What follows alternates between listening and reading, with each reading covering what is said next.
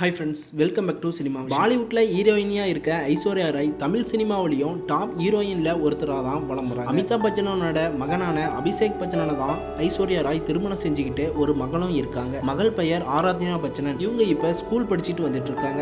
இந்த நிலையில் ஐஸ்வர்யா ராயும் அபிஷேக் பச்சனும் விவாகரத்து வாங்கி பிரிய போகிறதா ஃபேக் நியூஸ் எல்லாம் சோசியல் மீடியாவில் வலம் வந்துட்டு இருக்கு. மேலும் ஐஸ்வர்யா ராய் எங்கே போனாலும் அவங்களோட மகள் ஆராத்யா பச்சனையும் கூட்டிகிட்டு தான் போவாங்க. கடந்த 2023 யூடியூப் மற்றும் இன்டர்நெட்லையும் ஐஸ்வர்யா ராய் மகளான ஆராத்யா பச்சனை தவறான முறையில் வீடியோ போட்டிருக்காங்க. அதாவது அவங்களுக்கு உடல்நிலை சரியில்லை அப்படின்னும் உடல்நிலை மோசமாக இருக்கணும், மனநிலை சரியில்லை அப்படின்னு பிரபல யூடியூப் பேஜில் சொல்லியிருந்தாங்க. அது எல்லாமே முழுக்க முழுக்க ஃபேக் நியூஸ் அப்படின்னும் அது எல்லாத்தையும் உடனே நீக்கணும் அப்படின்னும் ஐஸ்வர்யா ராய் தரப்புல இருந்து உடனே கண்டிச்சாங்க. ஆனால் இந்த விஷயம் தொடர்ந்து கண்டினியூவாக போயிட்டே இருந்ததால ஐஸ்வர்யா ராய் மகளான ஆராத்யா பச்சனன் உயர் நீதிமன்றத்தில் கம்ப்ளைண்ட் பண்ணியிருந்தாங்க. அதில் அவங்க என்ன சொல்லியிருக்காங்கன்னா, என்னை பற்றி பரவுற நியூஸ் எல்லாமே ஃபேக் நியூஸ் தான், எதுவுமே உண்மை கிடையாது.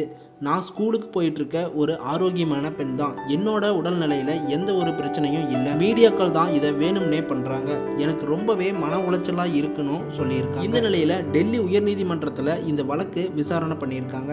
எதிர்த்தரப்பில் இருந்து யாருமே ஆஜர் ஆகாததுனால இந்த வழக்கை மார்ச் 17 ஒத்தி வச்சிருக்காங்க அப்படிங்கிறதும் குறிப்பிடத்தக்கது.